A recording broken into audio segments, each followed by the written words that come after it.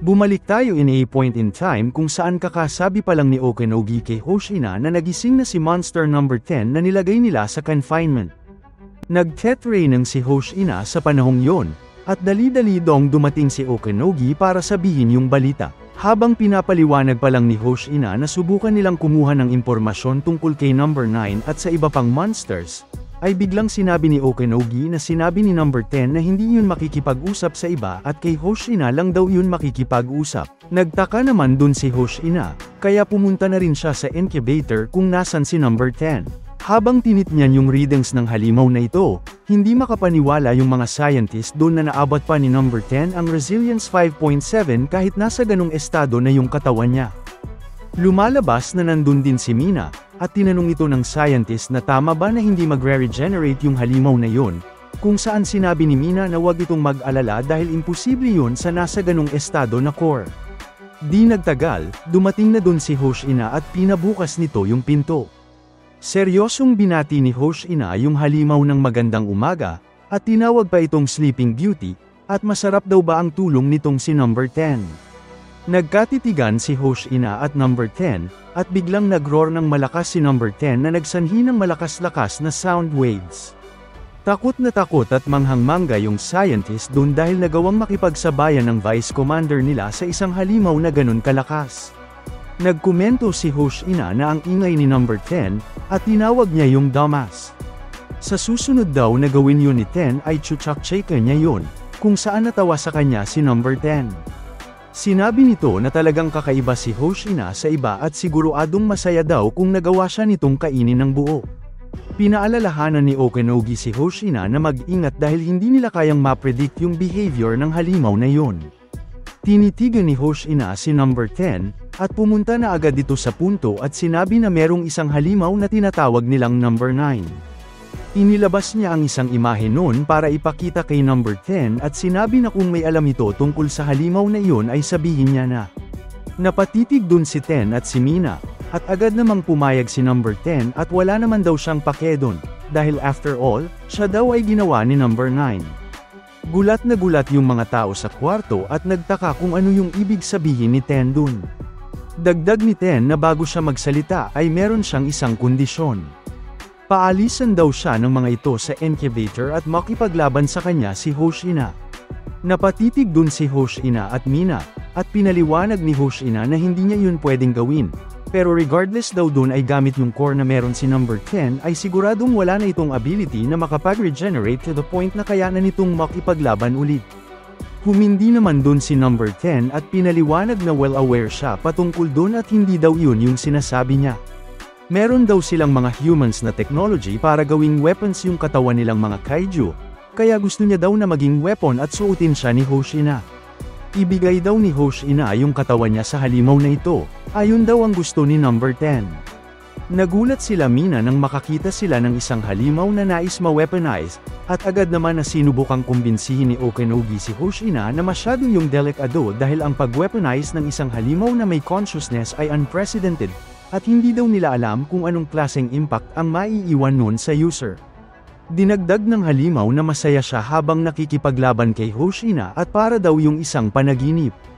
Manahimik daw itong si number 10 dun sagot ni Hoshina, at hindi daw yun masaya, kung saan kumontra naman si number 10 at sinabi na napaka-boring na kasinungalingan nun at bilang nila lang daw na nakipaglaban kay Hoshina first hand ay alam niya yun. Obvious daw na na-enjoy niya din yung laban nila. Similar daw si Hoshina kay number 10 kaya dapat daw ay naiintindihan ni Hoshina na hanggat nakakakuha ng nakakapanabik na labanan si number 10, ay hindi daw mahalaga kung yung kalaban niya sa labanan na yun ay isang human o isang halimaw. Nabigla dun si Mina at Okanogi, at sinabi naman dun ni Hoshina kay number 10 na lalabas muna siya saglit at bigyan siya nito ng oras. Matapos yun, pagkalabas ni Hoshina ay napatameme siya dun at napatanong na ano bang meron kay number 10 at sobrang nakakatakot daw nun. Natameme din si Okanogi sa naging reaction ni Hoshina, at dinagdag na Hoshina na gaano ba ka battle maniac yung halimaw na yun at napaka-pushy daw nun na nagsanhi ng pagkatakot niya din para sa kanyang physical safety in a different way. Ayaw daw ni Hoshina na makakita ng ganung bagay. Sumigaw naman si Okanogi at sinabi na against din naman siya dun at maliban sa walang precedent dun, wala silang alam sa kung ano yung pinaplano ng halimaw na yun at ska meron ding danger na baka ma-take over ni number 10 yung katawan ni Hoshina. Nag-isip-isip si Hoshina doon at sinabi niya na wala talaga silang ibang source ng impormasyon at sinabi niya ang phrase na, needs must when the devil drives, na nangangahulugan na minsan ay kinakailangan mong gawin ang mga bagay na ayaw mong gawin. Napasay si Hoshina doon at tinawagan niya si Mina, at sinabi na gusto niyang tanggapin yung demand ni number 10. Pumayag naman din dun si Mina at susugal din daw siya sa desisyon ni Hoshina, at iipila niya daw sa headquarters para i-weaponize si number 10. Habang nakatitig si Hoshina kay number 10, hindi niya maipaliwanag na merong strange thing na may gusto sa kanya. Di nagtagal, nauwi sa deal ang kanilang pag-uusap, at idinagdag naman ni Hoshina doon na gayunpaman ay meron siyang isang bagay na dapat sabihin. Hindi daw si Monster number 10 ang gagamit sa kanya, kundi siya ang gagamit kay number 10. Nagkatinginan silang dalawa, at napangisi dun si number 10. Sa sumunod na eksena, ilang scientist ang nag-uusap-usap habang nasa elevator na apparently daw na darating sa lugar na yun ang mga Tigo 3rd Unit. Napatanong yung isa kung si Commander Mina ba yung tinutukoy niya, kung saan sinabi ng scientist na may highlights yung buhok na si Vice Commander Hoshina yung tinutukoy niya. Kaya napakomento yung isa na seryoso ba siya dahil hindi daw ba ay 3 taon na since nung pumunta yon dun.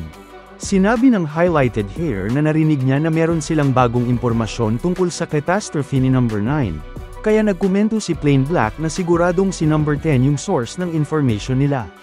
Sinabi naman ng babeng scientist na pero kung yung representative ng 3rd unit ay si Hoshina, ay mukhang magiging medyo pangit yung bagay-bagay.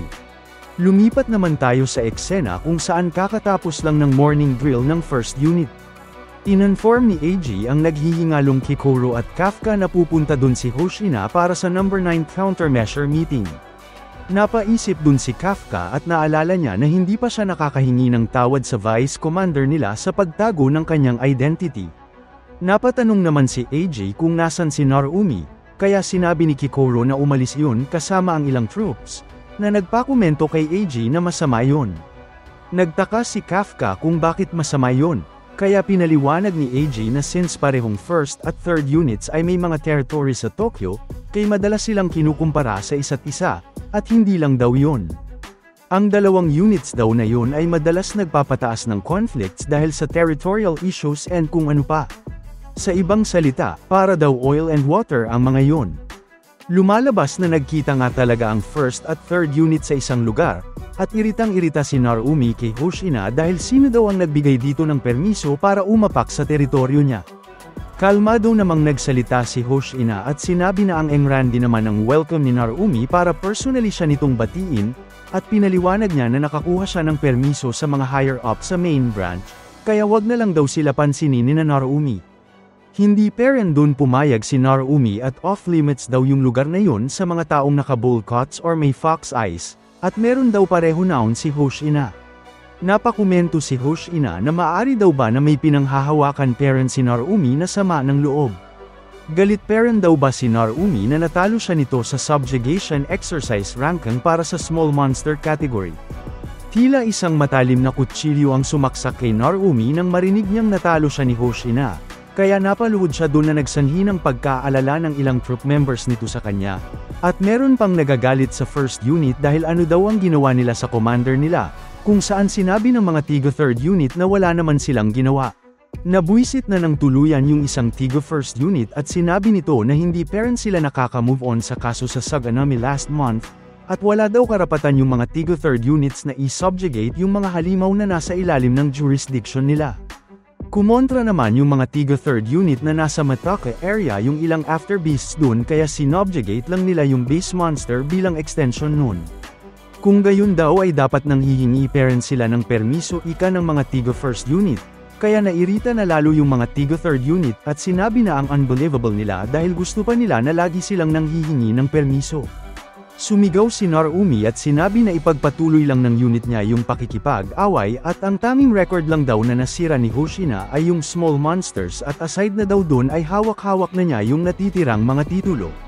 Napatanong naman si Hoshina na hindi daw ba ay si Mina yung may hawak ng titulo para sa sniper category, kung saan tila matalim na bagay na naman yun na sumaksak kay Narumi. Lalong nag-alala yung mga troop members ni Narumi sa kanya at sinabi ng mga ito na bakit naman magsasalita iyon ng obvious lie. Sumigaw ulit si Narumi na manahimik na sila doon at ayaw niya kay Hoshina kaya umalis na lang daw ito doon. Dumating na doon si Eiji, at agad na hinampas si Narumi sa ulo at sinabi na tumigil na ito. Agad na sumalo daw yung ibang first unit troop members doon at umayos. Binati ni Eiji si Hoshina na matagal silang hindi nagkita kung saan ganun din ang ginawa ni Hoshina. Tapos na daw yung preparations para sa division meeting ika ni Eiji, at sasamahan daw niya si Hoshina papunta dun. Pagkarating nila sa meeting office, nakita natin ang maraming Defense Force members dun, at nang makumpleto sila ay nagkomento si Itami na sisimulan na nila ang Eastern Division meeting para ma-strategize yung plano nila para kalabanin si Kaiju No. 9. Nandito ang commander ng first unit na si Narumi, ang vice commander ng first unit na si Eiji, ang commander ng second unit na si Jura Igarashi, commander ng third unit na si Mina, ang vice commander ng third unit na si Hoshina, at commander ng fourth unit na si Jugo Ogata. Nairita si Jura kay Narumi dahil masyado itong lax, kung saan kumontra si Narumi na hindi daw ba na siya yung magdedesisyon dun kung gusto niyang mag-relax o hindi. Nagkomento naman si Mina na wag na yung pansinin ni Jura at walang bago dun. Si Narumi daw yung klase ng lalaki na walang redeeming features aside sa pagbugbog ng mga halimaw, at narinig yun ni Narumi kaya nairita ito dun at naramdaman niya daw na mas masakit pa yung sinabi ni Mina kesa kay Jura. Pinakalma naman silang kahat ni Jugo at sinabi na matagal na silang hindi nagkita-kita kaya subukan na lang daw nilang maging maayos. Nairita din sa kanya si Jura dahil umiinom daw siya doon ng alak. Di nagtagal, sumigaw si Itami doon na tumahimik na sila, at sa isip nito ay nairita siya kay Isao dahil namatay yun at iniwan sa kanya yung mga makukulit na tauhan nun sa kanya. Lumalabas na si Itami na ang bagong chief ng Defense Force matapos mawala ni Isao, at agad niyang pinasabi kay Hoshina kung ano ba yung pag-uusapan nila doon. Agad naman na sumunod si Hoshina at tumayo.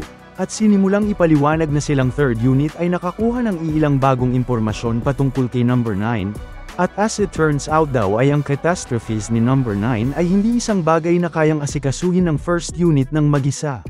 Napatanong naman dun si Narumi kung saan nila nakuha yung impormasyon na yon, kaya sinabi ni Hoshina na nanggaling yun kay Monster No. 10 na nasa confinement ngayon, at meron pa daw yung sinabi na medyo nakakagulat. Sinabi daw noon na ginawa siya ni No. 9.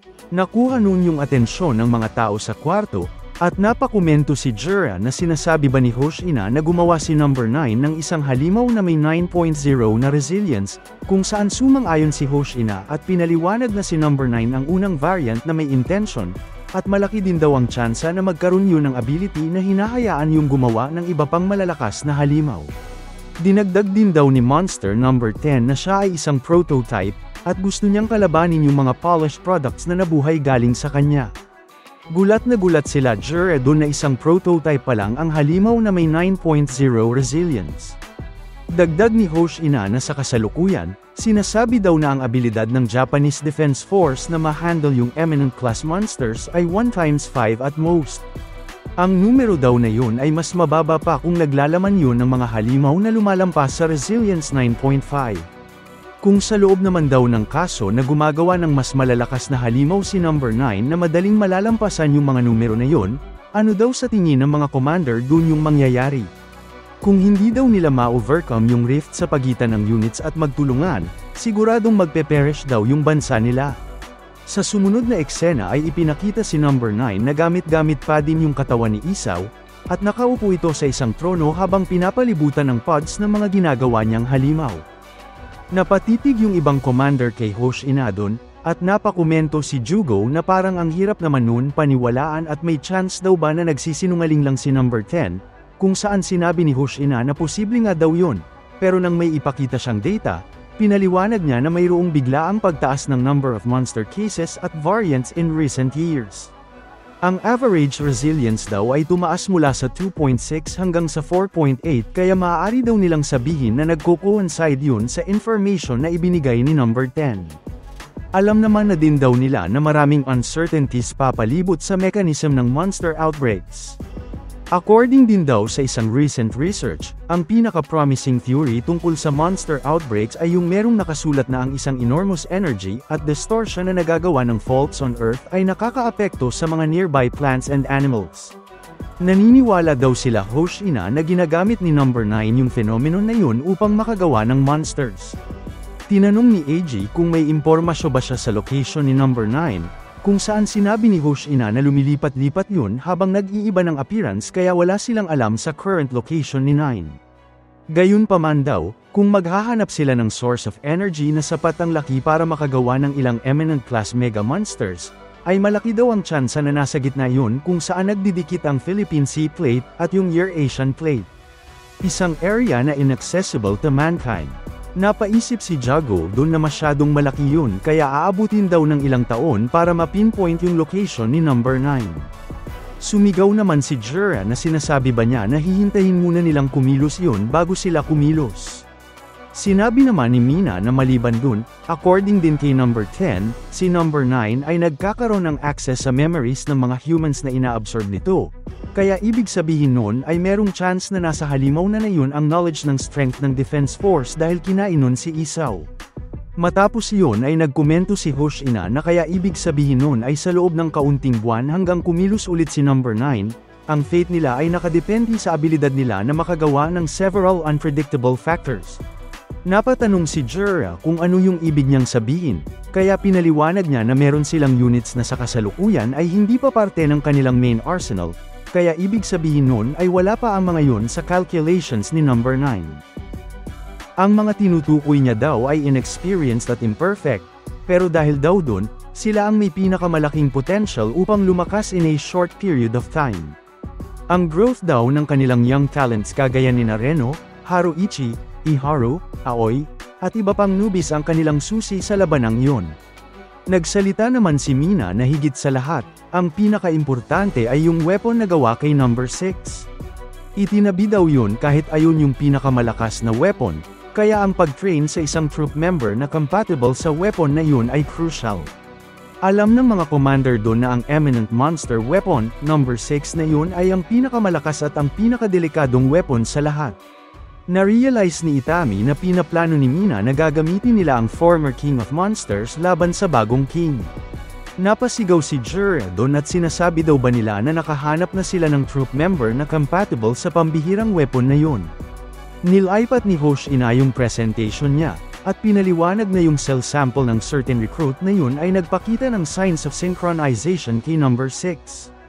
Hindi daw ito isang subjugation university graduate, at ang kanyang Defense Force entrance exam scores ay average lang, kaya sigurado daw na unmarked ang taong yun ng ibang units. Habang pinapaliwanag kung sino yun, ay lumipat tayo sa Matsumoto City, sa Nagano Prefecture, at nakikipaglaban ng ilang troop members doon sa isang kaiju. Nandun si Iharu at inutusan siya bigla na yumuko ni Reno, at pagkayuko noon ay may dumating na malalakas na atake papunta sa halimaw. Tumalon doon si Reno, at pagkabagsak niya doon ay kita ang pagkamangha ni Iharu sa paraan ng pagtalo nito sa halimaw, at lumalabas na si Reno ang tinutukoy ni Hoshina na may compatibility sa pinakamalakas na eminent monster weapon.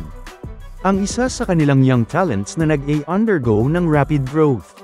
Sa sumunod na eksena, bumalik tayo in a point in time kung saan ipinapakita ang worst memory ng Defense Force. Dumating si Hakari sa isang outpost at tinanong nito sa isang troop kung ano ang sitwasyon doon, at nagpasalamat naman yun sa pagsisikap niya, ng commander nila.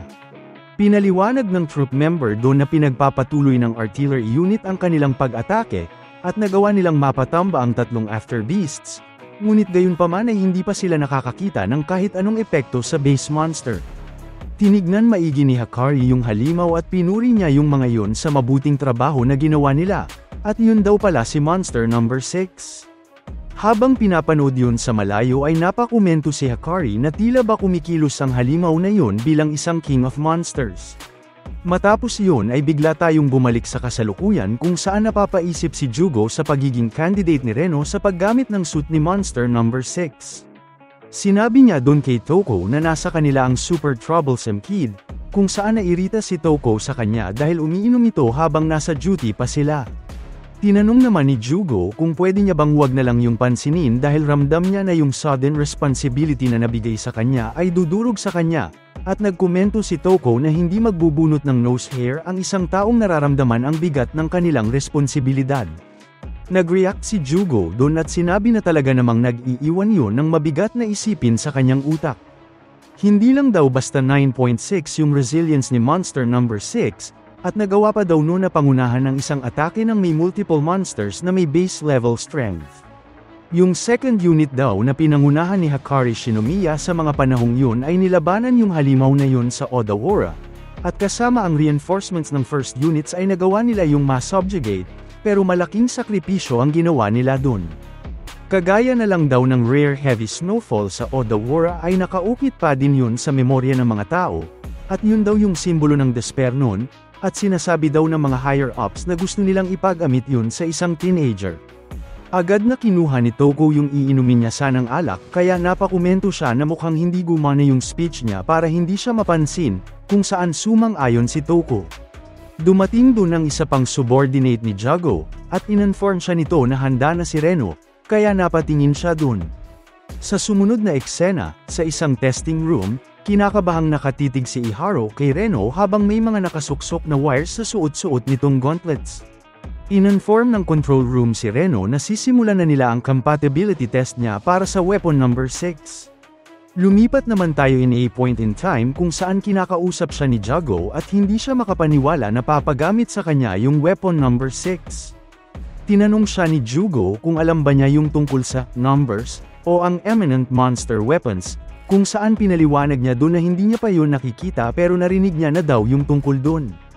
Kung gayon daw ay makinig si Reno kay Jugo, at pinaliwanag nito ni Jugo na sa sobrang lakas ng numbers weapons ay kapag na-handle mo ang isa sa mga yun ng tama, ay hahayaan nun ang Wildernon na mag-isang makapagpatumba ng isang mega monster. At sa kabilang banda naman daw, ang immense burden at increased dispatch sa mga frontlines ay nagsanhi ng pagkawala ng mga gumagamit ay mawalan ng buhay bago pa man sila ma-discharge. At sa lahat daw ng mga yon, ang weapon number 6 ang kilalang pinakamalakas at pinakadelikado. Alam niya na bilang isang defense force member na prinoprotektahan yung bansa nila, ay inadvisable daw na sabihin yung sasabihin niya, pero sa totoo lang daw ay sa tingin niya natanggihan yun ni Reno. Matapos yun ay bumalik ulit tayo sa kasalukuyan habang inaalala yun ni Reno, at sinabi niya dito sa isip niya na narinig niya na natanggap si Kafka sa Defense Force bilang Monster Number 8, pero napatanong din siya sa sarili niya kung ano na yung mangyayari sa pangarap noon. Sino daw ang magliligtas dun? Di nagtagal, tinawag na ni Reno si Jugo habang nasa control room, at hiniling niya na simulan na nito yung procedure. Napansin ni Jugo yung itsura ng mga mata ni Reno at nagustuhan niya yung pinapakita ng determinasyon, at agad nang sinimulang i-activate ang Eminent Monster Weapon, Weapon 6 at mukhang wala naman daw issues sa assimilation o nerve tuning. Kahit na arm gear pa lang yung nakasuot kay Reno ay ramdam niya na drain na yung energy niya. Tinapangan niya ang sarili niya at nag-push through habang iniisip na hindi siya matatalo dun. Tinawag ni Jugo si Toko at prinaprepara ang isang stretcher. Di nagtagal, naramdaman ni Reno ang immense power at pressure na dala ni Monster Number 6, at kitang-kita sa kanyang mukha ang pagkabigla at pagkatakot habang iniisip kung anong klaseng halimaw ba yun. Bumigay yung katawan niya at dun niya na-realize na ganun yung kinakalaban ni Kafka sa kaloob-looban nun. Pagkadilat niya ay nakita niya ang aninag ni Iharo habang tinatawag siya noon, at natuwa yung nang magising na siya. Napunta na siya sa medical office, kaya naisip ni Reno na nabigo siya na maging compatible kay number 6. Bigla namang nagsalita sa gilid nila si Jugo at tinanong siya nito kung pumasok na ba sa kukote ni Reno kung gaano nakakatakot yung paggamit ng isang eminent monster weapon. Hindi pa daw yun yung full suit, pero ganung strain na yung binigay nun sa katawan ni Reno, kaya nai-imagine daw ba nito kung full gear yung suot-suot niya dun. Inulit ni Jugo yung advice niya na tanggihan na ni Reno yun, at nung sisang-ayon pa lang si Iharo, ay seryosong sinabi ni Reno na gagawin niya peren yun. Nagkatitigan yung dalawa dun at napaisip si Jugo na mukhang hindi magbabago yung isip ni Reno. Sinabi niya sa isip niya na masyado yung delikado dahil kung pumunta ito sa front lines kasama yung ganong number 6, ay most likely mawawala yung buhay noon in the near future. Kaso kahit ganun daw ay hindi naman daw si Reno yung klase ng tao na makikinig sa kanya. Sinabihan niya bigla si Reno na bibigyan niya ito ng 1-month evaluation period, at matapos yun ay ipapadala niya ito sa isang subjugation. Sa battlefield daw ni Jugo i-determine kung fit bang suotin ni Reno si number 6. Sa sumunod na eksena, napansin ni Iharu na nung nabigo si Reno sa compatibility test ay nakaramdam siya ng relief. Sinampal niya yung sarili niya para mabalik yung composure niya, at inisip na wala siyang mararating kung ganun yung mindset niya, kaya nilakasan niya ulit yung loob niya at mahahabol niya daw si Reno kaya manood lang daw yun sa kanya. Matapos yun, sa ibang lugar ay may nagre-report na yung districts, M through R, ay under armed closure at na-evacuate na daw yung lahat ng civilians within the area.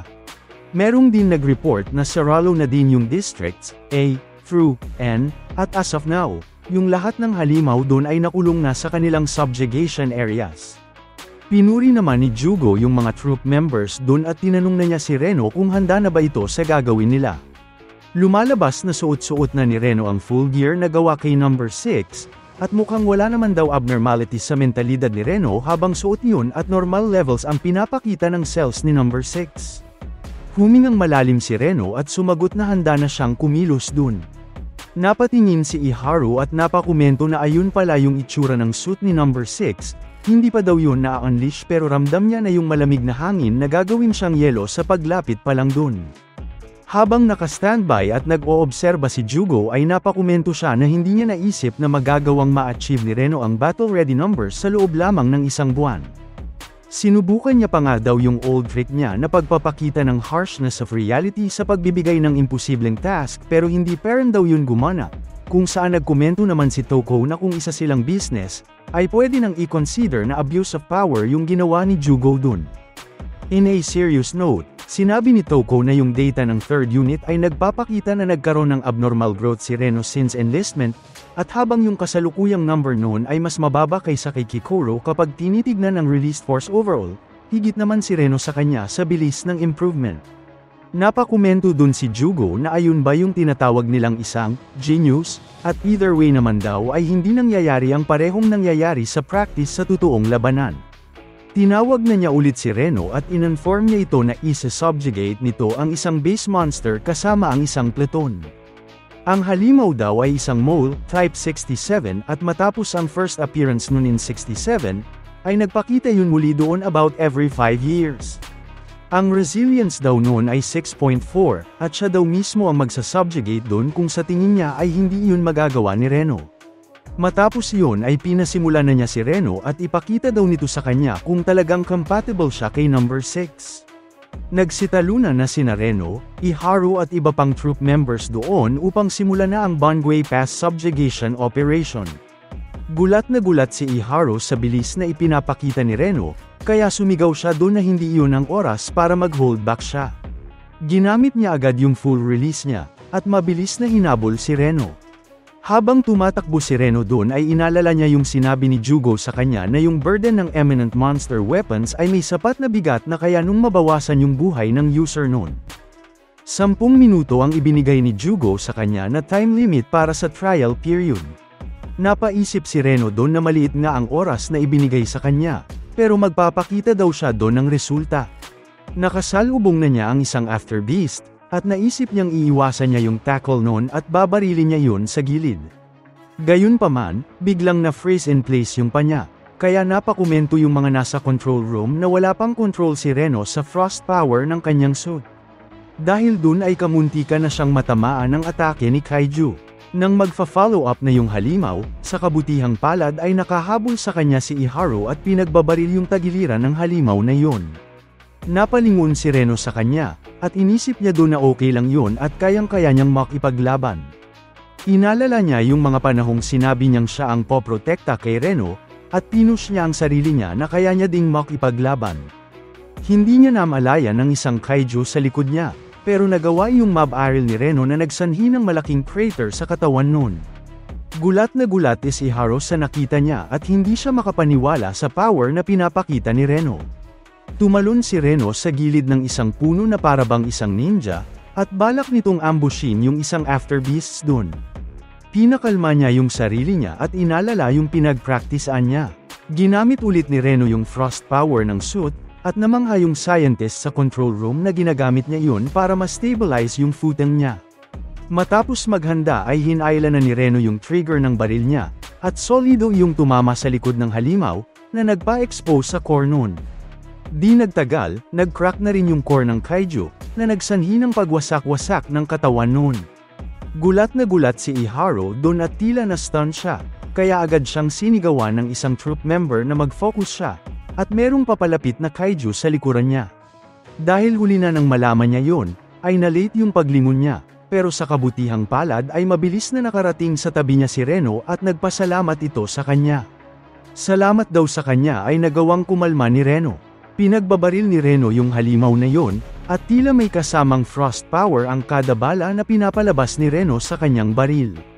Nagyelo yung buong katawan ng halimaw na sumugod sa kanila, at sinabi ni Reno kay Iharo na siya na ang bahala sa iba, habang si Iharo naman ay nag-aalalang inisip na wag siyang iwanan ni Reno at pahabulin siya nito sa lakas. Sa sumunod na eksena, pumunta tayo in a point in time kung saan nasa high school pa lang si Iharo. Ipinakita dito na lagi daw siyang first place sa lahat ng bagay doon, kaya napapakomento na lang yung ibang estudyante doon na wala ng point kung makikipagtapatan pa sila doon at sigurado daw silang magiging top ranker pa din yun maski sa Subjugation University. Inisip ni Iharo dito na sa mga panahong yun ay unrivaled talaga siya. Naa-absorb niya lahat ng natuturo sa kanila, at the more daw na nag-training siya, ay lalong lumakas yung katawan niya. Wala daw siyang nakikitang limit sa kanyang potential noon at na-excite siyang makita kung gaano pa siya lalakas. Naniniwala daw siya noon na maaabot niya yung level nila Mina, Narumi, at Isaw, at wala daw siyang pag-aalinlangan na magagawa niya yon. Bumalik tayo sa kasalukuyan kung saan nakikipaglaban pa din sila sa mga mole-type kaiju at napapamura siya dun sa isip niya dahil hindi niya man lang daw mapatamba ang nag-iisang week after beast gamit ang isang atake. Napasigaw siya sa iritado at bumaril muli, pero pagkahupa ng usok ay lumalabas na wala pa ring talab yung ginawa niyang atake sa kaiju, kaya nakatanggap siya doon ng malakas na hampas na nagpatalsik sa kanya.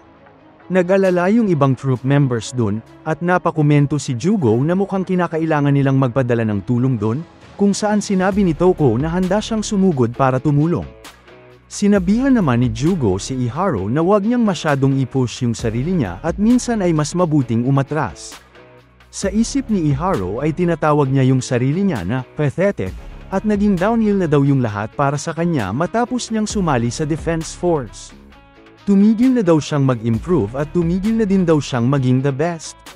Nakita niya na daw yung actual prodigies gamit ang sarili niyang mga mata, at araw-araw ay tinatamaan siya ng masakit na realidad na hindi siya isa dun.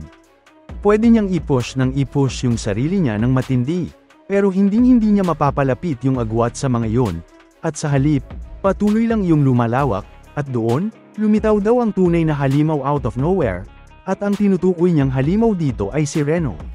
Bumalik tayo sa kasalukuyan kung saan madaling tinatapatan ni Reno ang base monster na kalaban nila, at pinapaprepara na ito ng scientist sa control room para mailabas ang full release niya.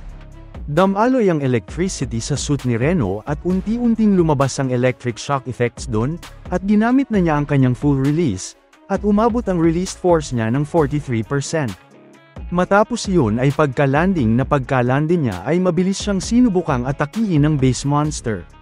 Nung inaakala ng halimaw na napasat na siya nito, ay lumalabas na nagawa niyang mailagan ang sudden attack na yun. Bigla namang hinawakan lang ni Reno yung arms ng kaiju, at nagsanhi yun ng agarang pagkayelo ng hinawakan niya. Matapos yun ay umakyat si Reno sa arm ng base monster na yun at habang kumikilos siya ay pinagbabaril niya yun na nagsanhi ng paglabas ng ice spike sa mga tinatamaan niyang parte. Di nagtagal, tuluyang na-freeze ang buong kaliwang braso ng kaiju, at manghang-mangha yung scientist na sumusuporta sa kanyang suit doon. Napaisip si Reno doon na hindi gumagana yung atake niya, at yung epidermal hardness at regeneration speed ng halimaw daw na yun ay beyond pa sa mga after beasts na kinalaban niya. Hindi niya daw maaabot yung core nun sa ganung paraan. Nanggigil siya doon at sinabi na ang kinakailangan niya ay mas malakas na power. Gulat na gulat yung mga scientists sa biglang pagtaas ng kanyang release force sa 46%, at nakuha rin nun ang atensyon nila Jugo at Toko. Napatanong pa yung scientist na tila lumalakas daw si Reno mid-battle. Napaisip naman si Jugo doon at sinabi na mali ang inaakala ng scientist at iba ang nangyayari doon. Pumunta sa mas mataas na pwesto si Reno at naghanda ulit na bumaril, at pagkabaril niya ay solidong tumama yung atake niya sa Kaijo na nagsanhi ng pagkakaroon ng crater sa katawan nun at ice spikes. Hindi makapaniwala si Iharo sa nakikita niya doon, habang si Reno ay hindi pereng kontento doon at sinasabi niya hindi pa sapat yung power niya at kinakailangan niya pa ng mas marami. Umangat ulit yung release force niya at umabot yun ng 51%, kaya napatanong na sa kanya yung assistant niya sa suit kung okay lang siya, kung saan sumang-ayon siya dun at in actuality daw ay feeling niya ay mas clear-headed siya than usual. Nag-alala dun yung mga scientists at napakomento si Jugo na masama na ang nangyayari dun, habang si Iharo naman ay nagtataka din sa kung ano yung nangyayari kay Reno. Agad na tumakbo ng mabilis si Reno habang patuloy na pinagbabaril yung Kaijo, at napansin nila na nagtatransform yung halimaw na yun, kung saan nagkomento si Jugo na nagseseryoso na yun. Habang tumatakbo ay iniisip ni Reno na kung mas malakas pa siya, hindi sana nasaktak sina Kafka at Iharo sa mga laban nila. Kahit kita na anang grabeng strain sa katawan niya, at tumutunog na ang kanyang paa, ay patuloy niya padding pinush yung sarili niya dahil kinakailangan niya daw yung gawin. Naghanda ng energy strike yung Kaijo at hindi nagtagal ay pinapunta na yun nun kay Reno. Clinench ni Reno yung calves niya para makatalon at makailag, kaso nga lang ay nagsasanhi na yun ng pagka-tear ng kanyang muscles. Nagawa niyang mailagan ang malakas na atake ng halimaw, at namangha naman si Toko sa pinapakita niyang bilis. Sumakay si Reno sa halimaw at nagpole siya ng point-blank attack sa likod nun. Nagsilabasan ng ice shard sa likod ng halimaw habang ginagawa niya yon, at may nag-instruct sa kanya na sirain niya yung uni engine ng halimaw. Habang nanunood ay napaisip si Toko na malakas na itong si Reno, pero halatang halata na pinupush niya yung katawan niya sa limitasyon nun. Alalang-alala yung scientists doon dahil tumataas yung blood pressure ni Reno, at kita nila na punit-punit na yung muscles niya sa 6 na parte ng katawan niya, at siguradong hindi na daw tatagal yung katawan niya sa rate na yun. Napatanong din tuloy yung scientist kung natatalo ba siya sa impluensya ni Monster No. 6, kung saan humindi si Jugo at pinaliwanag na siya lang talaga yon, ang tunay na Reno.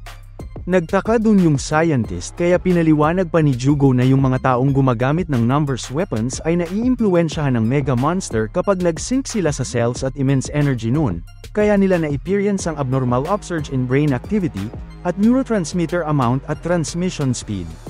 Bilang resulta, ang tunay nilang humanity at desires ay napupush to the forefront, at depende sa personality nila kung mauuwi silang masisira nila yung sarili nila. Hindi makapaniwala dun yung scientist dahil hindi naman daw yun nangyari kahit isang beses nung training. Nagkomento si Jugo na ito yung dahilan kung bakit nakakatakot ang nature of battle. Yung extreme mental at physical stress na binibigay nun sa isang tao ay kayang-kayang magdala ng unforeseen circumstances. Dagdag pa niya na ang gamit ngayon ni Reno na numbers weapon dun ay gawa sa pinakamalakas na monster in history at its core, si No. 6, at ini-imagine niya daw na yung burden na nilalabos nun sa user ay sobrang layo above the rest. Pumunta naman tayo sa mental state ni Reno, at kinakalaban niya dito yung mga sinabi sa kanya ni Jugo na kung hindi niya ma-maintain yung control sa sarili niya, ay hindi siya nun pwedeng hayaan na gamitin yung weapon. Dahil sa bigat ng nararamdaman niya at paulit-ulit na pag-push sa sarili na kinakailangan niyang gawin yung ginagawa niya dun, ay hindi niya mapaliwanag kung ano yung nangyayari sa kanya. Sobrang sakit daw ng buong katawan niya at hindi daw yun tumitigil, at napapaiyak na siya doon dahil maski yung sarili niyang thoughts ay hindi niya na makontrol. Tila unti-unti siyang nilalamon ng kapangyarihan na ibinibigay ng suit na gawa kay Monster No. 6, at patuloy niyang inisip na kailangan niya pa ng mas maraming power. Bumalik tayo sa battlefield, at biglang nagpalabas si Reno ng sandamakmak na ice shards papalibot sa paligid niya, at maski yung Kaijo ay madaling nataman nun. Di nagtagal, biglang nakagawa ng freeze zone si Reno with a nearly 50-meter radius, at napansin yun ng mga scientists at inaatake daw nun ang lahat ng living thing na naabot nun, kaya hindi makapag-provide ng backup yung ibang troop members dun. Napansin ni Jugo na tinatanggihan ni Reno ang kahit anong outside support na nangangahulugan daw na inaakay ni Reno ang ganung kalaking responsibility. Nagpaulan muli ng sandamakmak na atake si Reno sa Kaiju gamit ang freeze powers ng kanyang suit, at nagawa niyang ma-freeze yung 35% ng katawan ng halimaw na yun, at na-outpace na niya yung regeneration rate nun. Kaso nga lang ay patuloy na napupunit yung muscles niya sa 16 different parts ng katawan niya, at nagkaroon na rin siya ng 4 na bone fractures. Kahit na kritikal na yung lagay ng katawan ni Reno doon at mukhang hindi na daw talaga nun may pagpapatuloy pa ang ganong klaseng pakikipaglaban, ay patuloy lang na inobserbahan ni Jugo ang kanyang subordinate. Pagkabagsak ni Reno sa lapag, ay bigla siyang nawala ng balanse, at lumalabas na naputol na yung buto ng kaliwa niyang paa, at nire-report ng scientist doon na nasa limitasyon na siya. Pumikit si Jugo at di nagtagal ay tinawag na niya si Reno at sinabing tama na yun, at tumigil na siya. Ininform siya ni Jugo na kikilos na ito upang i-subjugate yung halimaw na kalaban nila doon, at inutusan naman ni Jugo si Toko na tulungan si Reno.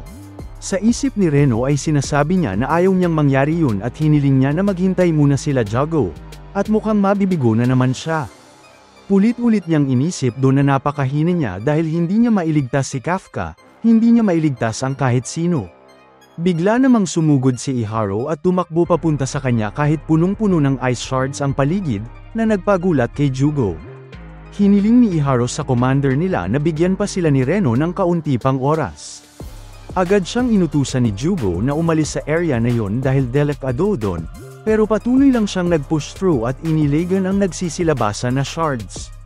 Nagulat doon si Jugo at napatanong kung ano yung released force ni Iharo, kung saan sinagot ni Toko na 24 ang recorded nun, kaya hindi siya makapaniwala na ang baba nun.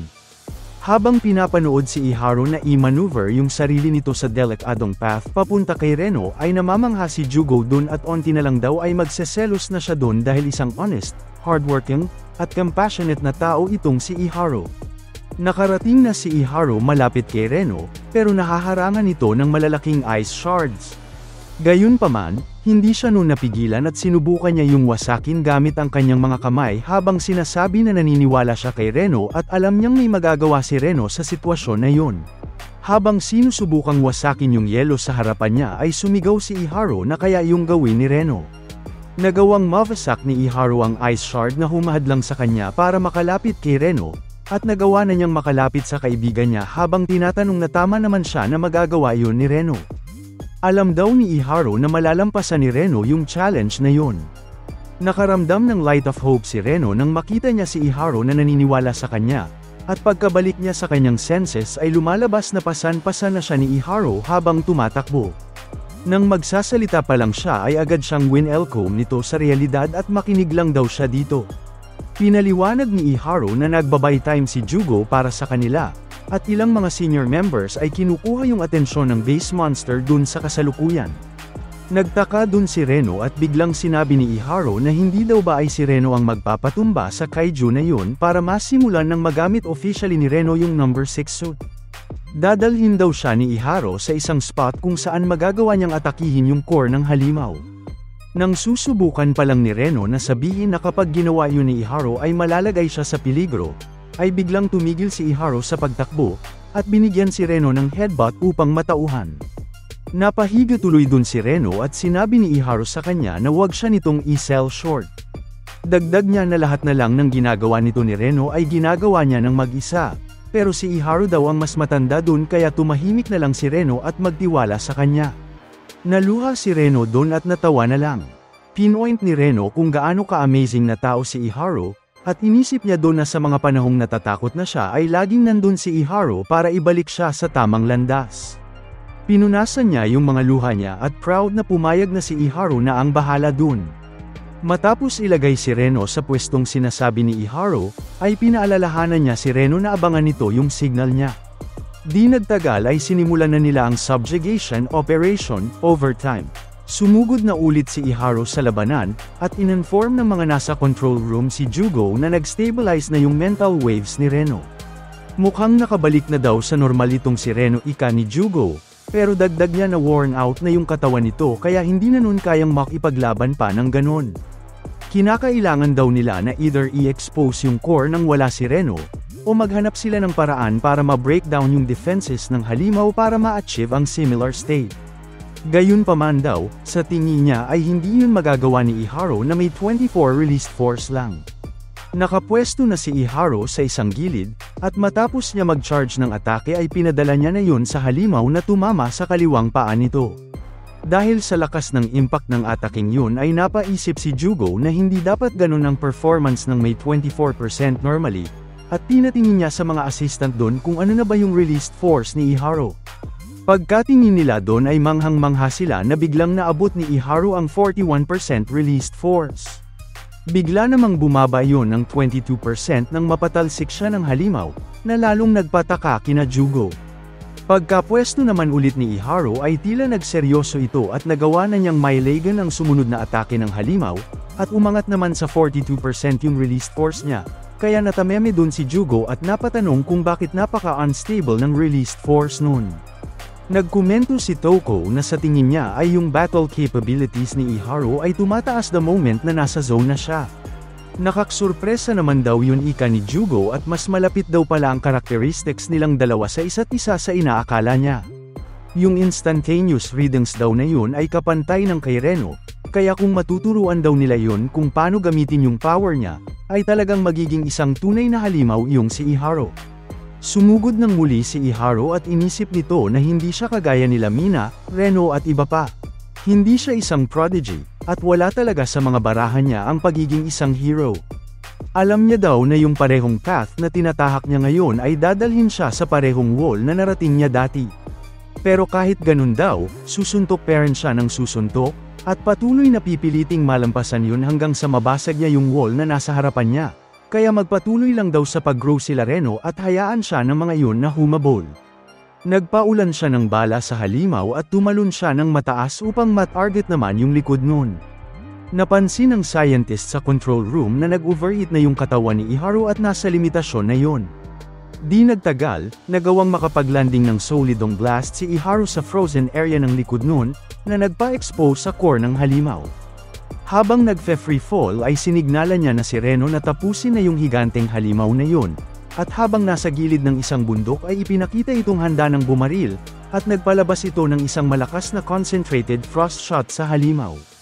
Tumama yun sa core ng halimaw, at tumagos pa yun sa katawan nun na nagsanhi pa ng malaking ice shard sa katawan ng halimaw na ito. Dito sila nabansanggang 1-2 punch na kayang wasakin ang pinakamatitibay na pader. Gulat na gulat si Jugo sa ipinakitang teamwork nina Iharu at Reno doon, at nagsanhi pa yun ng isang flashback kung saan bigla siyang tinawag ng malakas ni Hakari kahit nasa library sila. Tinanong niya kung ano meron doon dahil hype na hype ito, kaya pinaliwanag ni Hakari na yung cells niya ay nagpapakita ng aptitude para kay Monster number 4. Nagulat doon si Jugo, at pinaliwanag pa ni Hakari na bukas na yung compatibility test niya. At kung maging okay man daw yun ay magagawa na niyang magpatambo ng mga mas malalakas pang halimaw kesa sa mga nakakaharap nila ngayon, at mami-minimize na niya yung damage na natatamo ng kanilang jurisdiction ng mas effective. Mukhang maganda naman daw yun komento ni Jugo, at biglang tinanong ni Hakari kung ano sa tingin niya yung mangyayari dun, kaya nagtaka si Jugo. Ang tinatanong daw ni Hakari sa kanya ay sa tingin ba ni Jugo ay magagawa ni Hakari na maipasa yung compatibility test. Sa mga panahon na yon ay hindi niya naisip kung ano ba yung mangyayari sa future, kaya pinagsisihan niya na sumang-ayon siya kay Hakari na magagawa nitong makontrol yung number 4 weapon. Habang pinapanood sila Reno ay napapaisip na lang si Jugo na kung hindi siya sumang-ayon kay Hakari ay sana nandito pa din yun, buhay, masigla, at masaya. Di nagtagal, nawala na daw yung vitals ng target nilang kaiju, kaya in-inform ng scientist doon na natalo na ni Reno yung base monster. Kita sa mga mata ni Reno ang saya, at biglang may mabilis na tumakbo papalapit sa kanya habang sumisigaw, at lumalabas na si Iharu yun na masayang masaya din na natalo nila yung kaiju, at binigyan siya nito ng appear. Napangiti silang dalawa dun, at maski yung ibang troop members dun ay napasigaw sa tuwa nang matapos nila ang kanilang mission. Bigla namang nagkomento si Jugo na siguro ay masaya yun, habang iniisip niya na hindi niya nagawang mapigilan si Hakari sa pag-alis o makipaglaban man lang sa tabi niya noong kinakailangan. Habang iniisip na ngayon ay silang mga new generation na ang may kapangyarihan upang i-remake yung future, ay bigla niyang tinawag si Toko at umiyak habang sinasabi na masarap sigurong maging bata, kung saan nawirduhan sa kanya si Toko. Napakomento tuloy siya dun kung lumalayo ba si Toko sa kanya, kung saan sinabi naman ni Toko na kahit sino ay malilito sa boss nilang bigla-bigla na lang umiiyak. Matapos iyon ay binalik na ni Jugo yung composure niya, at tinawagan niya si Reno upang sabihin na pasado ito. Napatunayan na daw ni Reno ang sarili niya, kaya binibigyan niya na yun ng parte ng future ng bansang yun sa kanyang mga kamay. Nagkatinginan si Reno at Iharu, at proud na ngumiti si Iharu kay Reno, kaya napaiyak si Reno at nagpasalamat dito. Nagtanong ni Toko kay Jugo kung ayun lang daw ba yung sasabihin niya kay Reno dahil yung sense of responsibility daw noon ay hinahayaan siyang sumugod basta-basta sa mga delikadong sitwasyon, at wala daw ba siyang sasabihin tungkol sa ugali niyang yon. Sinabi naman ni Jugo doon na magiging okay lang si Reno dahil natutunan na niya yon mula kay Iharu. Hindi na daw noon kailangan na makarinig pa ng aral galing sa isang matandang lalaki kagaya niya. Sa sumunod na eksena, sa ginagawang Tachikawa Bay sa Tokyo, may sinagot na tawag si Mina at lumalabas na si Jugo yun, at pinuri niya yun sa mabuting trabahong ginawa nun. Kinamusta ni Mina kung ano na yung nangyari kay Reno at sa test nila, kaya pinaliwanag ni Jugo na pig-headed, stubborn, at constantly nasa bingit ng danger, pero pinagkakatiwalaan daw yun ng kanyang comrades, at isang magiting na young man daw yun na fit na suotin si number 6. Napangiti ng onti dun si Mina at sinabi na ayaw niyang mamatay si Reno, at si Jugo yung pinakamaingat pagdating sa pag-handle ng numbers kaya siya yung pinili niyang pakinggan sa mga thoughts nito tungkol dun. Sinabi naman ni Jugo dun na talagang pinagtatrabaho ni Mina ng todo ang isang matanda kagaya niya. Binuksan niya bigla yung drawer ng lamesa niya at inisip na kahangahangang pagkakataon yung may nakasalamuha siyang binata na compatible kay number 6, at isa pang meron namang katulad na mga katangian sa kanya, ng sabay. Tinawag niya dun si Mina at sinabi na ituturo niya sa dalawang yun ang lahat ng alam niya, at gagawin niya daw silang mga sundalong hahangaan ni Mina. Habang tinitignan ng isang litrato ng kanyang past kasama ang kanyang dating mga kaibigan, inisip niya din doon na walang duda, bilang ang natitirang buhay sa mga kasabayan niya, ay destiny niya na talaga na gawin ang ganung bagay. Sa sumunod na eksena, mabilis na kumalat ang balita sa mga young members tungkol kay Reno at sa officially pag-undergo nito ng training bilang ang kauna-unahang compatible user ng number 6 weapon. Nang marinig nila Kikoro at Kafka na gagamitin ni Reno yung numbers weapon na yun para kalabanin si number 9, biglang napasigaw si Kafka na hindi pwedeng gawin ni Reno yun. Nang sasabihin pa lang ni Kafka na masyado yung delikado, bigla siyang binatukan ni Kikoro sa ulo at sinabi na hindi ba't sinabihan niya na ito na wag siya nitong insultuhan sa pagiging careful niya sa kanila, dahil soldiers din sila. Napatitig dun si Kafka at na-realize yun, at matapos yun ay sinabi ni Kikoro na hindi yun yung oras ng pag-aalala, at dapat ay nagfo-focus daw sila sa kanilang susunod na course of action. Sa isip ni Kikoro ay sinasabi niya na kung magiging mas malakas si Reno ay kinakailangan niya lang na magpatuloy na lampasan siya. Sa sumunod na eksena, sumapit na ang gabi, at patuloy pa ring nagja-jogging si Kafka habang iniisip yung sinabi ni Kikoro sa kanya kanina. Tama daw yun at talagang kahanga-hanga si Reno. Patuloy lang daw yung nagkakaroon ng recognition dahil sa kanyang sariling efforts. Napatigil siya doon at inisip kung masasabi niya rin ba yung ganung bagay sa sarili niya. Napatanong siya sa sarili niya kung may hinabol na ba siya na kahit ano gamit ang kanyang efforts, o kaya naman ay may naprotektahan na daw ba siya gamit ang sarili niyang power. Hindi naman daw siya yung kailangan doon sa Defense Force, kundi si Kaiju number 8. Bigla namang may nagkomento sa gilid niya na hindi naman siya nagmumukhang cheaper, kaya nagulat siya doon. Lumalabas na si Hoshina yun, at dinagdag nito na sigurado ba siyang makukuha niya yung spot nito sa tabi ni Mina sa pamamagitan ng pagiging malungkot at pagiging sad boy. Napatitig lang dun si Kafka at hindi niya alam yung sasabihin niya dun, tas bigla siyang sinugod ni Hoshina at tinapatan sa leeg ng katana, kaya napatumba siya dun. Habang nakaupo sa lapag si Kafka ay sinabi ni Hoshina na mas magaan na yung pakiramdam niya dahil nakabawi na siya sa kasalanan ni Kafka.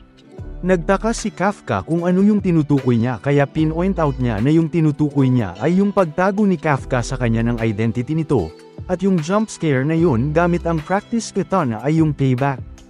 Napaiyak bigla si Kafka doon at nung sasabihin niya palang na balak niya talagang manghingi ng tawad, ay bigla siyang hinedlock ni Hoshina at pin-point na kakasabi niya lang na even na sila at ayaw niya ng dreary crap.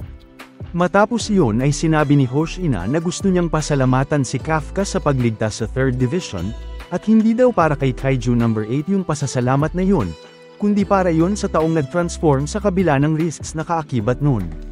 Para daw yun kay Kafka mismo.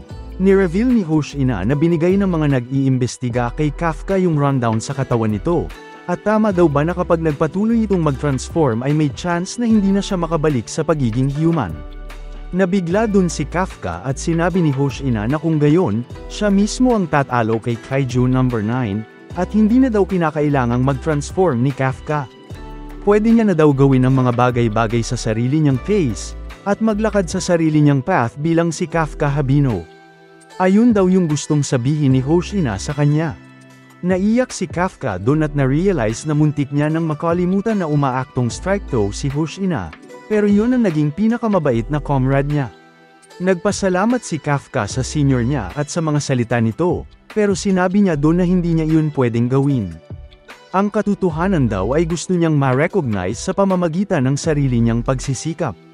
Gusto niyang ma-recognize ni Reno, ni Mina, at ni Hoshina, pero hindi daw sapat yung sarili niyang kalakasan doon. Nakakabuisit daw yun dahil hindi sapat yung lakas niya para protektahan ang sinuman.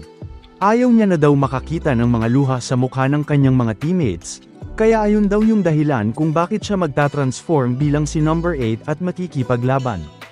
Nanlaki yung mga mata ni Hoshina nang makita niya yung determinasyon ni Kafka, at di nagtagal ay sigh na lang siya at inisip na dapat ay naisip na niya na mangyayari yun. Na si Kafka yung same dope na magta-transform sa ganung sitwasyon. Kahit ano pang ruin ang nakahain sa harapan niya ay kapag dumating ang oras, hindi daw magdadalawang isip si Kafka na mag-transform para iligtas yung iba. Nagkomento siya doon na kung ganun ay meron ng isang paraan para makausad si Kafka. Inisip ni Hoshina dito na kung hindi nila yun mapipigilan, ay edi tutulungan niya na lang na ma-enhance si Kafka. Tinuro niya si Kafka at sinabi na sundan siya nito at tuturuan niya ito kung paano makipaglaban. Sa sumunod na eksena, pumunta sila Kafka at Hoshina sa isang templo na may mga nakakatakot na statwa. Nagtaka si Kafka kung nasaan sila, kaya pinaliwanag ni Hoshina na nasa Ryūne Shrine sila, at since the Edo period daw, ang mga spirits ng mga namatay habang nagsasubjugate ng mga halimaw ay in-enshrine doon, at maski yung ancestors niya ay nandoon din. Nagulat si Kafka doon, sinabi ni Hoshina na palagay niya ay alam ni Kafka ang tungkol sa mega monsters na nanggaling sa Meireki era, at sumang-ayon doon si Kafka at pinaliwanag na noong 1657, halos buong Edo at Kanto region ay nasunog, at sa sobrang great ng disaster na yun ay nakasulat ang tungkol doon sa kanilang school textbooks. Noong mga panahong yun ika ni Hoshina, ang mga paraan ng pagpapabagsak ng monsters ay mas primitive kumpara sa mga ginagamit nila ngayon, at doon kung nasaan sila ngayon ang pinagganapan ng epic battle na yun. Kung saan ang pinakamalaking number of monster subjugators in history ang namayapa. Dagdag niya na kaya naturally, kapag namatay sila ay sasama na sila sa mga yun. Mukhang nakapagpabalik naman daw ng huwisyo yun ni Kafka, tanong ni Hoshina, kung saan napalunok doon si Kafka. Matapos iyon ay naghubad si Hoshina ng kanyang jacket, at inutusan si Kafka na ipakita nito sa kanya ang kaya nung gawin. Nagulat si Kafka sa biglaang paghamon ni Hoshina kaya pinaliwanag ni Hoshina na hindi ba ay sinabi niyang tuturuan niya ito makipaglaban. Nang wala daw suit, at walang transformation, ay ipakita ni Kafka sa kanya kung gaano na ito nag-grow, at isa daw yung contest of pure physical strength.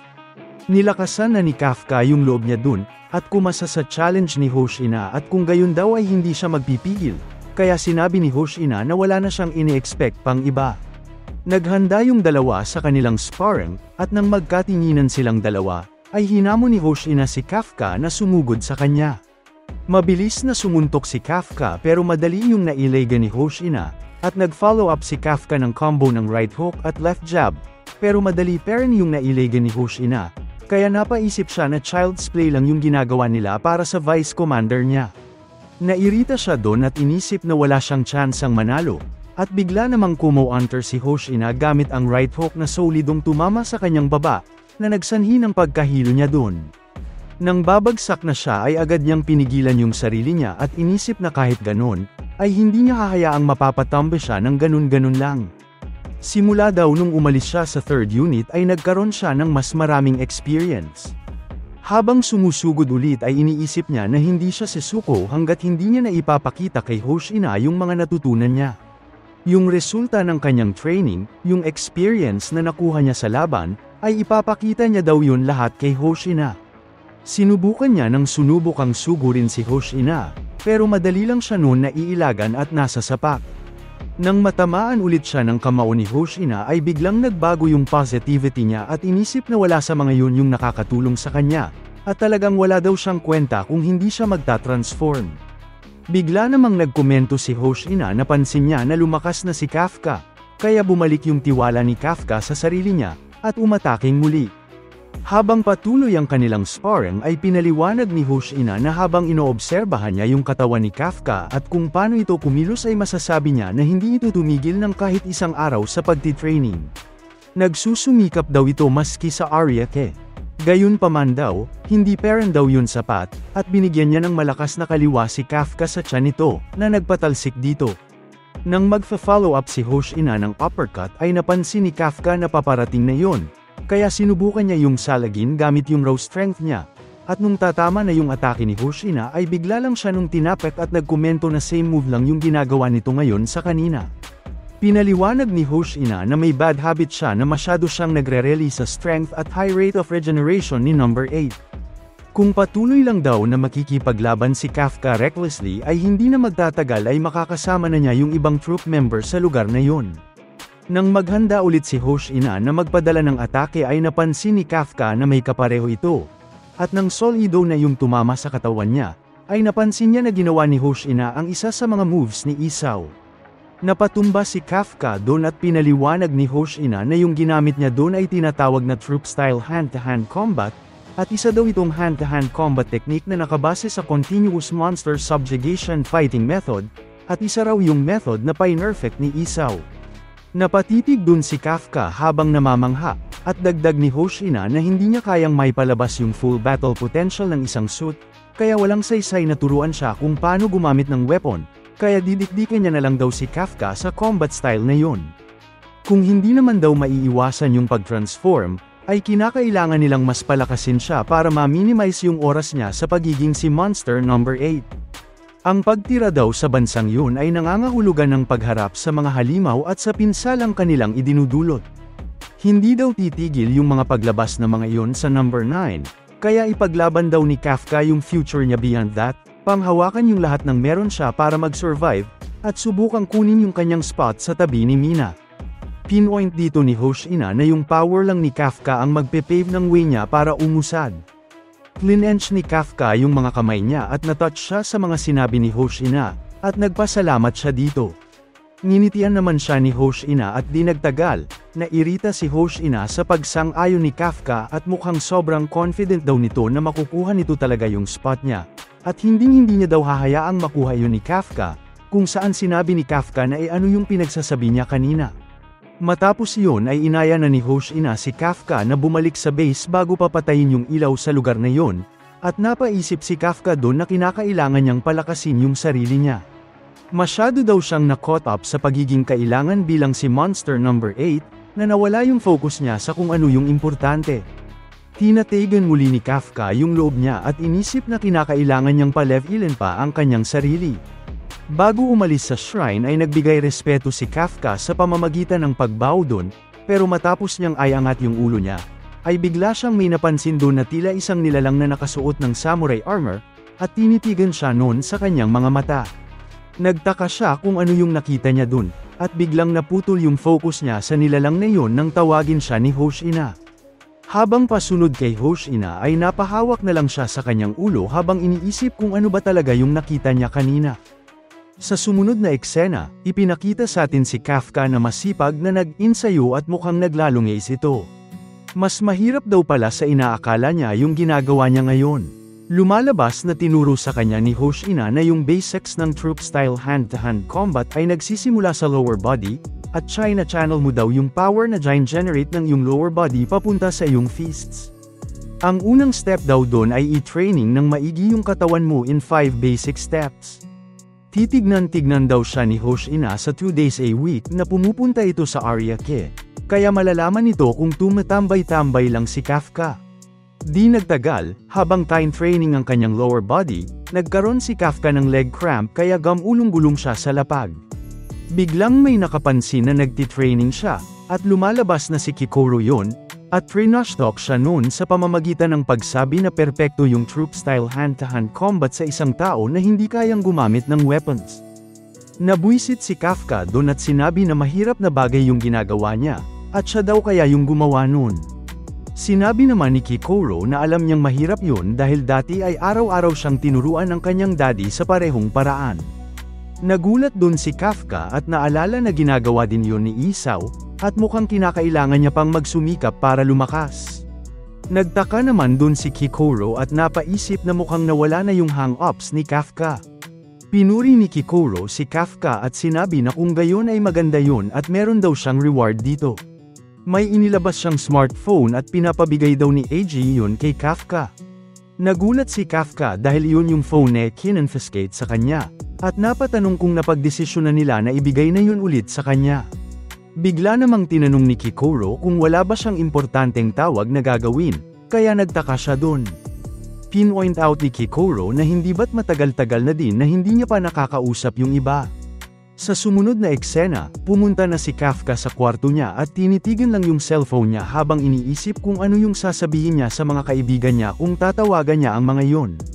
Yung huling kita daw nila ng mga yon ay nung nangyari yung pagkahuli sa kanya at halos 2 buwan na daw yung nakalipas noon. Lalo siyang kinabahan nang maisip niya kung ano kaya yung iniisip ng mga yon tungkol sa kanya, ngayo't alam na ng mga yon na siya si Monster number 8. Di nagtagal ay napagdesisyonan niyang buksan yung phone niya, at pagkabukas niya doon ay may natanggap siyang notification. Bigla siyang inulan ng notification doon na nagpagulat sa kanya, at bakit tila daw hindi tumitigil yon. Matapos ang sandamakmak na pagtunog ng notification sound, ay nakita niya na merong 500 and 300 messages siya na galing sa Japan Anti-Kaiju Defense Forces.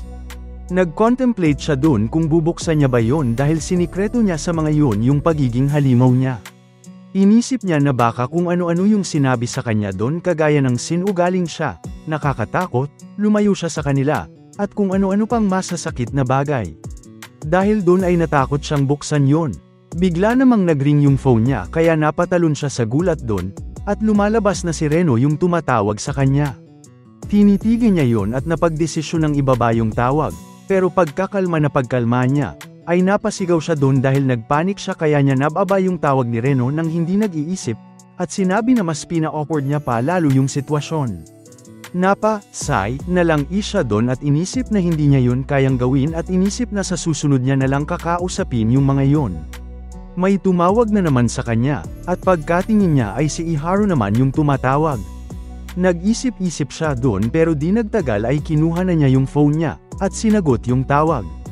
Pagkasagot niya ay kabado niyang kinamusta si Iharu, pero lumalabas na si Reno yun, at naiirita ito dahil nung si Iharu yung tumawag sa kanya ay sinagot niya yun, pero nung siya mismo yung tumawag ay hindi yun sinagot ni Kafka. Dahil doon ay natameme si Kafka at agad na sinubukang mag-explain, pero brinesh off lang yun ni Reno at sinabi na meron pang ibang bagay na dapat nilang pag-usapan. Sinigawan ni Reno si Kafka at tinanong kung ano yung pinag-iisip nito at wala man lang silang narinig sa kanya ng halos 2 buwan, at wala daw siyang pake kung kinuha ng Defense Force yung phone niya dahil pwede naman daw siyang maghanap ng paraan para makipag-usap. Nagrason naman si Kafka na wala siyang permiso na kontakin ng kahit sino, kaya napatanong si Reno kung sinubukan niya ba man lang na gawin yun. Hula daw nito ni Reno na si Kikoru yung gumawa ng paraan para makakuha siya ng permiso. Di nagtagal, biglang kumalma si Reno at sinabi na alam ba ni Kafka kung gaano sila nag-alala sa kanya, kaya nanlaki naman yung mga mata ni Kafka dun. Nanghingi ng sorry si Kafka at nung susubukan niyang magrason sa kung bakit hindi siya tumatawag sa kanila, ay bigla niyang naisip na mali yun at gumagawa lang siya ng excuse para sa kanya. Inamin niya na kay Reno na natakot siyang hindi na siya makakapagpatuloy bilang isang member ng 3rd Unit. Inisip niya na matatakot na silang lahat sa kanya nung nalaman nilang siya si Monster number 8. Bigla namang nagkomento si Iharu na malamang matatakot sila dun, kaya nagulat si Kafka.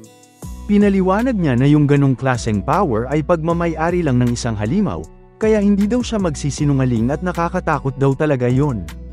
Napapikit si Kafka at sinabi na sabi niya na nga ba eh. Agad na naman na bumawi si Iharu at sinabo na pero yung pagiging takot sa isang bagay, at yung ayaw mo sa isang bagay, ay magkaibang bagay.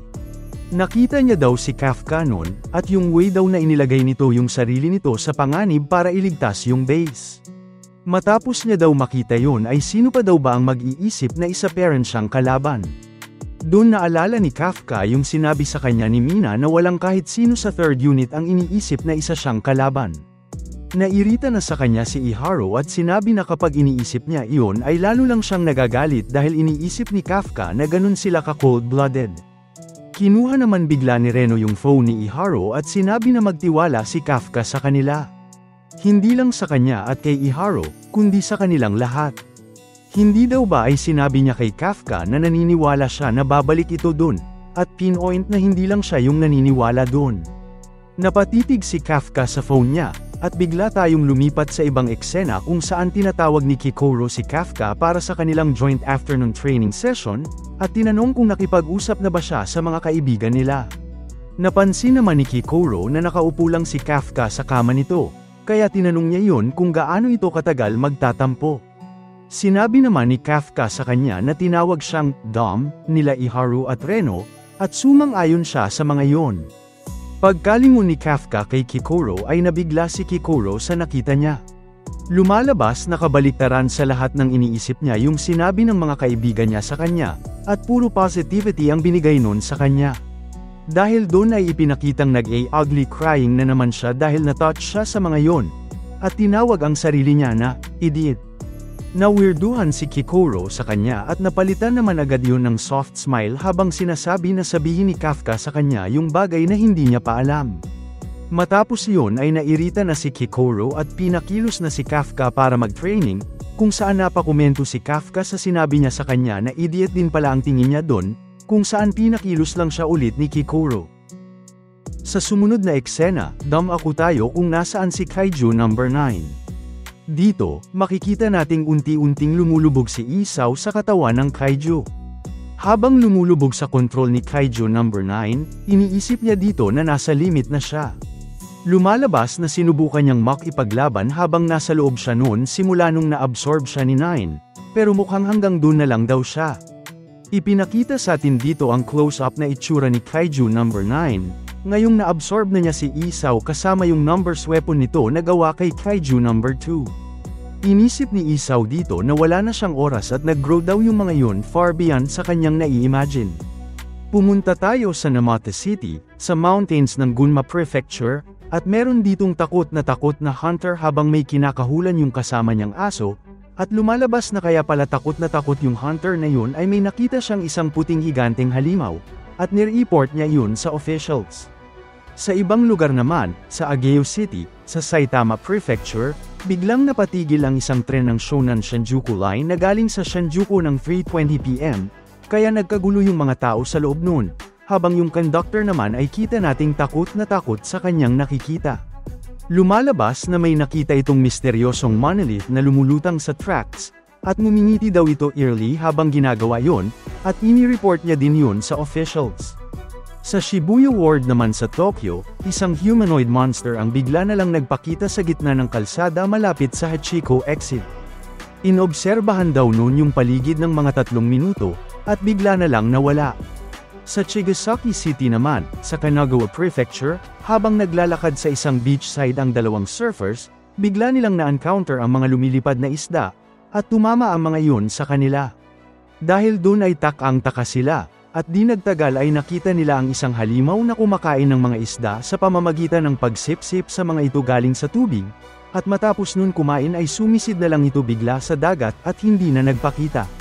Sa Tohoku Expressway naman sa Tochigi Prefecture malapit sa Kamikowachi Service Area, ay may nakita ang mga tao doon na isang halimaw na mabilis na tumatakbo at parabang nakikipagkarera ito sa mga kotse, at matapos nun tumakbo ng 12 kilometers, ay bigla na lang iyong nawala.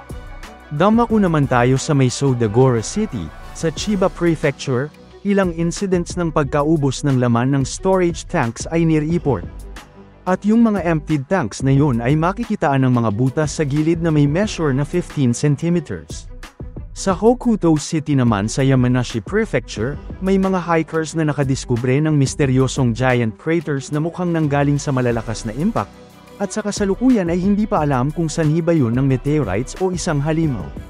Matapos yun, pumunta tayo sa Ariake Coastal Base, at nagme-meeting dito yung mga higher-ups patungkol sa pagdami ng monster incident sa Japan, at naiirita dito si Nagizaka at sinabi ang unprecedented daw noon dahil meron ng 14 unresolved monster incident sa buwan pa lang na yon.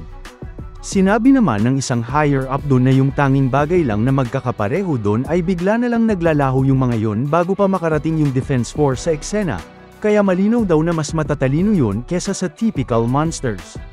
Nagkomento si Hoshina na marahil ay sign yun ng isang paparating na disaster kasama si number 9. Dahil dun ay nabahala yung ibang higher-ups at napatanong kung ganun talaga kagrabe yung sa tingin niyang mangyayari. Sinabi ng nakasalamin na higher-up na kung ganun, yung rate ng monster generation ay nag-a-accelerate ng mas mabilis pa sa inaakala nila. Sinabi ni Keiji na kinakailangan nilang makagawa agad ng countermeasures, at hiningian niya si Hoshina ng progress.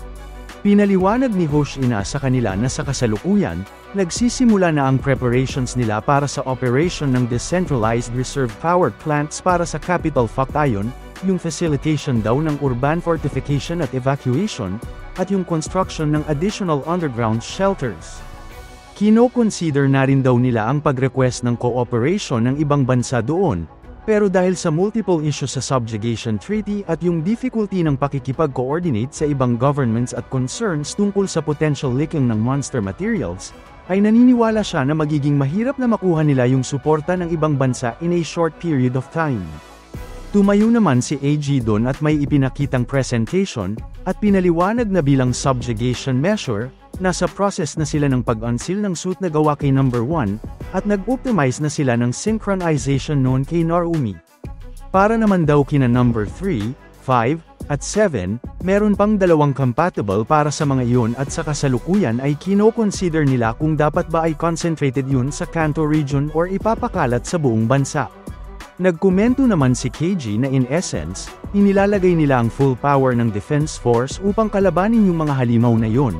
Pero dagdag niya na kung may lumabas na isa pang halimaw na kasing klas ng tumalo kay Isaw, ay hindi daw yun magiging sapat.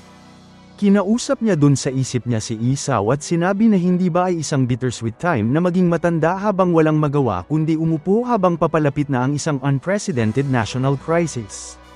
Bumalik naman tayo kay Isaw at sinasabi nito na naglalaho na yung consciousness niya. Nang hingi siya ng tawad doon at ang tanging magagawa niya na lang daw ay iwan yung mga bagay sa mga subordinate niya. Hiniling niya sa isip niya kina Narumi, Mina, sa mga young warriors nila, at kay Kafka, na iligtas ang future ng bansa na yon. Di nagtagal, pumikit na si Isaw, at tuluyan ang nalunod sa mga kamay ni Kaiju number 9. Sa sumunod na eksena, sa Ariake Coastal Base, sa basement level 13, pumunta dun sina Kikoro at Narumi, at nagkomento si Narumi dito na ngayong sineseryoso niya na si Kikoro, ay kunin daw nito yung tinutukoy niya at gawin yung sa kanya, at na-adjust na daw yun sa kanyang size at personal traits. Lumalabas na yung tinutukoy nito ay yung numbers weapon number 4, ang instrument of war na ginamit ng nanay niya, na si Hakari, para paslangin ang maraming halimaw. Napatitig dun si Kikoro at nilapitan yung suit. Habang hinahawakan yung incubator ay inisip niya na ipaghihiganti niya yung tatay niya gamit ang sarili niyang mga kamay. Kinausap din ni Kikoro dito yung mommy niya, at hiniling na pahiramin siya nito ng kanyang lakas.